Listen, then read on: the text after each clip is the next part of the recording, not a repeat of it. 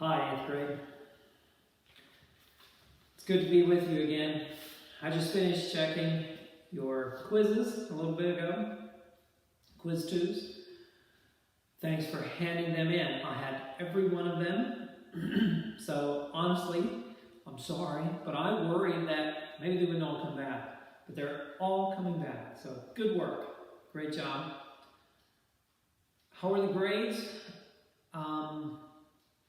I would say down, maybe just a little. So I feel bad about that. Yeah, they don't seem to be quite what I thought you were used to doing here in school. Some of you did quite well, but I would say even most of you were off just a little. Now, I'm going to go over pretty soon one of the parts that seem to give you a lot of problems. And in fact, in lesson 2, you go over this. So here we go. We're on lesson 2, page 5. Right there. And yes, it is infinitive phrase review. Infinitive phrases used as adverbs. And it seems to me we just reviewed this. So they're really trying to kind of hammer this thing home. So let's... Maybe we didn't quite get it because it does seem like on the quiz we had just a little struggle. Okay, so what we have, infinitive phrase used as adverbs. Just quickly, an infinitive, again, is the word to, followed by a verb, but used as another part of speech. To run, to walk, to hurry, on and on. To plus a verb. Now, when they're used as adverbs, they just do exactly the same things that adverbs do. So they modify, yes, verbs, most of the time verbs, but they can modify adjectives, including predicate adjectives, and other adverbs. Now, they typically tell or answer the questions why, or to what extent. Sometimes they do say when, or at least it makes sense in my mind, particularly when it's talking about a verb. If they're modifying a verb, sometimes you say the verb and you say when, and it makes sense, or you can often, many times I find the word why as being the most helpful. So you say the word and you ask why, and the answer as an infinitive is going to be an adverb answering the question why. And then to what extent will often be modifying another adverb, such as those adverbs of extent, like the word too many. And you know, how many? Many can have various degrees. When we say too many, it can be modifying that word. All right, let's take a look at your examples here. Actually, let's just go to numbers 1, 2, and 3, and we're just going to do them together in class. And I know that's not what I'm supposed to do because I'm giving you answers. But let's do them together. So number 1. Oh, by the way, there is one of each in 1, 2, and 3. So let's take a look. Number 1. Tell whether the underlying infinitive phrase is modifying a verb, an adjective, or an adverb. Are you ready to take the quiz? Now, first thing we need to do, because it's a question, is turn that sentence around. You are ready. You, subject, are, verb, what's ready? Someone? You guys all with us? I forgot to have you raise your hand. Everyone looking at page 5? Okay, good. So, you are ready. What's ready? Predicate adjective. Thank you. So, predicate adjective, and you are ready, what? I don't have what up here, but sometimes what, well, to what makes sense. Sometimes what makes sense to me. You're ready, what, or why? And the answer is to take the quiz. So it modifies ready. And what do we just say ready is? You are ready. Ready, you. Ready is an adjective, predicate adjective, that modifies the subject, you. So yes, it's modifying an adjective. Number 2. When his little sister stepped into the path, Randy was running too fast to stop. All right. Did you see what I saw? I just talked about these adverbs of extent, and then you have modifying those words. So he was running too fast to stop. And so here it's going to go back and modify that word to, and of course that is an adverb. So here we have modifying an adverb. Now these are all adverb infinitives, and they're modifying. We're picking out which word they modify. Okay, so number 3, Amerigo Vespucci, after whom America is named, and you can just chuck that phrase out. It's just information, parenthetical. Moved from Italy to Spain to work for a shipping company. Okay, Amerigo Vespucci moved where? From Italy to Spain. That's just a preposition phrase. Check that out. Amerigo Vespucci moved. Why? He moved. Why? Okay, so there you have answering the question, why, about a verb. He moved. Why? To work for a shipping company. So to work for a shipping company is infinitive phrase, and it's modifying the verb and answering the question why. Okay? All right, now so numbers 4 through 10, you find the infinitive phrase. So it's the infinitive, to plus the verb, plus its modifiers or complements. I think you can find it.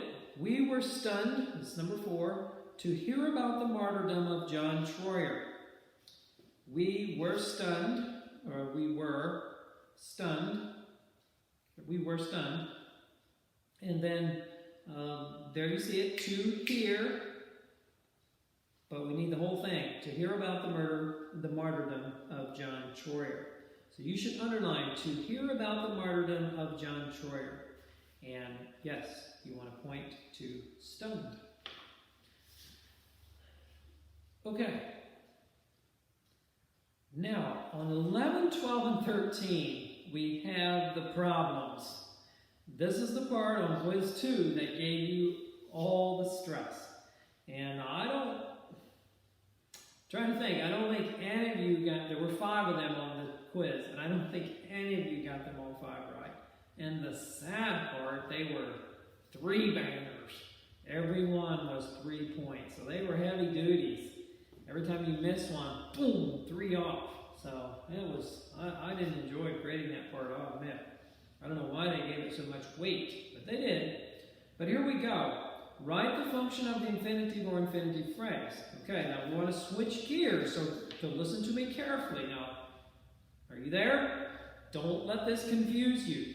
So you've been studying so far in this lesson about infinitives that are adverbs. But remember, infinitives can be nouns, adverbs, or adjectives.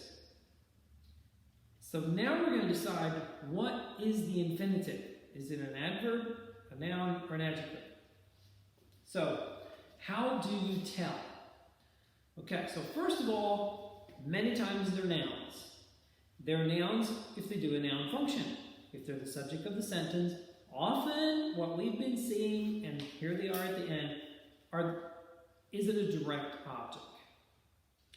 And remember, a direct object needs to receive the action of a verb. So for there to be a direct object, you need to have an action verb, and it has to receive the action of the action verb. So pay attention to that. Is it an adverb? That is, does it modify another word that's an adverb? Now, is it an adjective? Actually, adjectives are kind of easy. And I will admit, I was just a little disappointed sometimes when you didn't get the adjectives on quiz 2, because an adjective, or if you called it adjective and you shouldn't. So if it modifies an adjective, it's always going to follow a noun or pronoun, and then it's going to talk about that noun or pronoun. It's going to describe it. So how do you pick out adjectives? Make sure there's a noun or pronoun right before it, and then that it does describe it. And so that's kind of helpful. I would say that the adverbs and nouns can be more difficult to differentiate. Okay, the planet Venus is bright enough to be seen without binoculars. Venus, or planet, is bright. Enough. How much enough? To what extent enough? To be seen without binoculars. Okay? Now is it starting, the wheel's starting to turn? Do you think you know which one this is? Okay, well let's go on, because we do have one of each. You've got in your mind what you think. You can even pencil it in. Number 12, Hannah promised. What? What was promised? To give her son back to the Lord. Action verb. Receiving the action. What was it that was promised? To give her son back to the Lord. What do you think? All right, let's look at number 13. The woods are lovely, dark, and deep. This is from a poem. But I have promises to keep.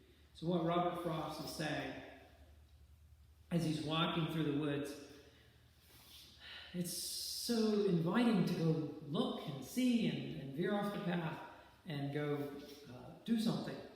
But I have promises to keep. So to keep is underlined. Promises. I have promises. I have, action verb. Have, this case, is not helping. Promises. Direct object. Promises is a noun. And as a noun, to keep comes right after a noun. What do you think? All right, so I'm just going to let it hang there. You see if you can figure those out. So then you have active and passive verbs that you just did in the lesson before. Let's go look at a diagram. So let's do number 17 together.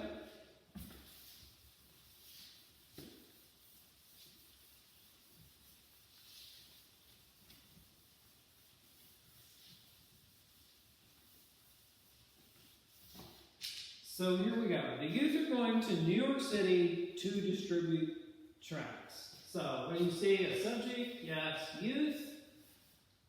There we go. Youth are going. Okay, so youth are going. The youth. Okay, where are they going? To New York City.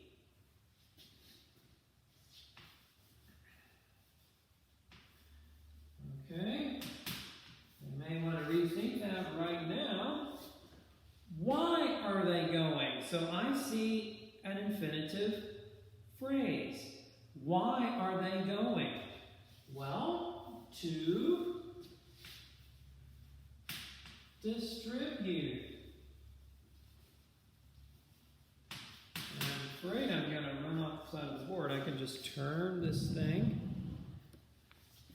Okay, to distribute, and you have a direct object, tracts.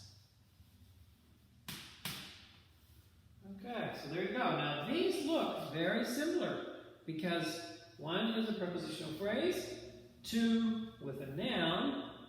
The other, even though it begins with the word to, is an infinitive, to with a verb. See the difference? And because this is a verbal, it can have a direct object. So there you have it. Let's turn this thing back straight. And I think that puts you on the way. Oh yeah, they do the indefinite pronouns again on number 25. So once again, try to do that without looking. Okay, I think that takes care of today's lesson. So thanks again, and have a good day.